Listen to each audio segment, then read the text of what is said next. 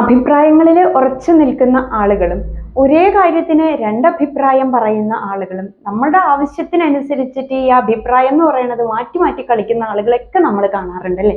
ഇപ്പം നല്ലോണം സ്വർണ്ണമൊക്കെ ഇട്ടിട്ട് ഒരു പെൺകുട്ടി കല്യാണ മണ്ഡപത്തിൽ നിൽക്കുകയാണെങ്കിൽ ചില ആളുകൾ പറയും, എന്തിനാണ് ഇത്ര പേർക്ക് സ്വർണ്ണമൊക്കെ കൊടുക്കുന്നത്, പാരന്റ്സ് തന്നെയാണ് ചീത്തയാക്കുന്നത്, ഇങ്ങനെയുള്ള സമ്പ്രദായങ്ങളൊക്കെ എടുത്തു മാറ്റണം എന്ന് പറയുകയും, നമ്മൾ ഇവരുടെ വീട്ടില് ചില കല്യാണങ്ങൾക്ക് ചെല്ലുമ്പോൾ നമുക്ക് കാണാൻ പറ്റും പെൺകുട്ടി സർവാഭരണ വിഭൂഷിതയായിട്ട് ഇങ്ങനെ നിൽക്കുന്നത്.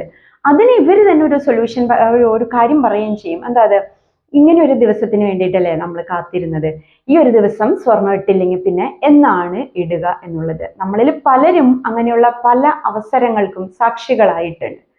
ഇപ്പം ചില കുട്ടികളെ നമ്മൾ സ്കൂളിൽ വിടുമ്പോൾ ചില ആളുകളൊക്കെ വന്ന് അഭിപ്രായം പറയും, ബസ്സിൽ പോട്ടെ, ബസ്സിൽ പോയി പഠിക്കട്ടെ, കാര്യങ്ങളൊക്കെ അങ്ങനെയും അറിയണം, അങ്ങനെ ബുദ്ധിമുട്ടിയിട്ടൊക്കെ വേണം പോകാനായിട്ട്. ഇതും കേട്ട് നമ്മൾ നമ്മുടെ കുട്ടീനെ ലൈൻ ബസ്സിന് വിടുമ്പോൾ അവിടെ നിന്ന് കുറച്ച് ദിവസം കഴിഞ്ഞിട്ടായിരിക്കും നമ്മൾ ഇവരുടെ കുട്ടി സ്കൂൾ ബസ്സിൽ പോണത് കാണാം. അപ്പോൾ ഇവരെന്താ പറയാ, ഞാൻ വിചാരിച്ചേ കുറച്ച് കാശ് പോയാലും വേണ്ടില്ല, വീട്ടിലിരിക്കുമ്പോൾ സമാധാനമായിട്ട് ഇരിക്കാലോ, വീടിന്റെ മുറ്റത്ത് കൊണ്ടുവന്ന് ഇറക്കുകയും ചെയ്യും, നമ്മൾ ഇവർക്ക് വേണ്ടിയിട്ടല്ലേ സമ്പാദിക്കുന്നതെന്ന്. അപ്പൊ നമ്മളാരായി നമ്മുടെ കുട്ടീനെ ലൈൻ ബസ്സിൽ വിട്ടിട്ട്. ഇനി ഇതും പോട്ടെ, ഇപ്പൊ ഒരു കുട്ടി പറയാണ് എനിക്ക് പുറത്തു പോയി പഠിക്കണം 12ാം ക്ലാസ്സിന് ശേഷം എന്ന് പറയുന്നത്, നമ്മൾ ആരെങ്കിലോടും ഒന്ന് ഡിസ്ക്ലോസ് ചെയ്യുകയാണെങ്കിൽ അവർ പറയുന്ന ഒരു കാര്യമുണ്ട്, എന്തിനാണ് വെറുതെ പുറത്തൊക്കെ വിട്ട് പഠിപ്പിക്കുന്നത്, ഒന്നാമത്തെ പെൺകുട്ടി കുറച്ച് നാൾ കഴിയുമ്പോൾ കല്യാണം കഴിച്ചു കൊടുക്കണം, പിന്നെ നമ്മുടെ കണ്ണിന്റെ നേരെ ഇല്ലെങ്കിൽ ഇവരെന്തൊക്കെ കാട്ടിക്കൂട്ടെന്ന് അറിയാൻ പറ്റുമോ, അതിൻ്റെ ഒന്നും ഒരു ആവശ്യമില്ലാന്ന്, എൻ്റെ കുട്ടിയാണെങ്കിൽ ഞാൻ വിടില്ല എന്ന് പറയും. ഇനി ആൺകുട്ടിയാണെങ്കിൽ എന്ത് പറയും, എന്തൊക്കെ വാർത്തയാണ് വരുന്നത്, നിങ്ങൾ ഇതൊന്നും കാണുന്നില്ലേ, നേരെ കൊണ്ട് നടന്നിട്ട് തന്നെ നമുക്ക് പേടിയാവുന്നു, എൻ്റെ മോനെ ഞാൻ വിടില്ല എന്ന് പറയും.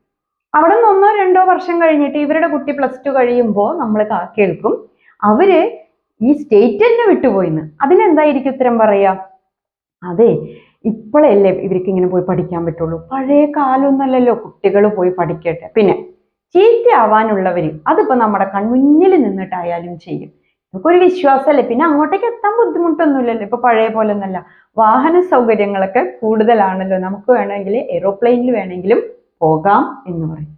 ഈ പ്രഗ്നന്റ് ആവുന്ന സമയത്ത്, അതിപ്പം മരുമകളാണ് പ്രഗ്നന്റ് ആയതെങ്കിൽ ചില മദർ ഇൻ ലോസ് ഒക്കെ പറയും, ഞാനൊക്കെ പ്രഗ്നന്റ് ആയ സമയത്തുണ്ടല്ലോ ഇത് ഇത്ര ഉള്ളത് ബ്രഷിന്റെ അത്രയുള്ള ചൂല് വെച്ചിട്ടാണ് മുറ്റം ഇങ്ങനെ അടിച്ചുകൊണ്ടിരുന്നത്, അങ്ങനെ അടിച്ചടിച്ചാണ് ഞാൻ നോർമൽ ഡെലിവറി ആയത്. ഇപ്പോഴത്തെ പെണ്ണുങ്ങളൊക്കെ എനുങ്ങോ എന്ന് ചോദിക്കും.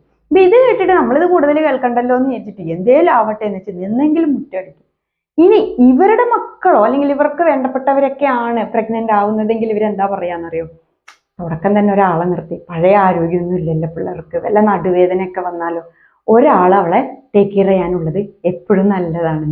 ഇങ്ങനെ നമ്മൾ ഏത് കാര്യം എടുത്തു നോക്കിയാലും രണ്ടഭിപ്രായം പറയുന്ന ചില പ്രത്യേകതരം സിൻഡ്രോം ഉള്ള ആളുകളെ നമ്മുടെ സൊസൈറ്റിയിൽ കാണാം.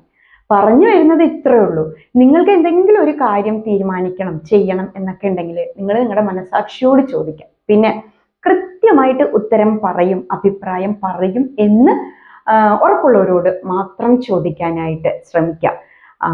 ഈ കാടടച്ച് നമ്മൾ അഭിപ്രായം എടുക്കുമ്പോഴാണ് ഇങ്ങനെ പല പ്രശ്നങ്ങൾ ഉണ്ടാവുക.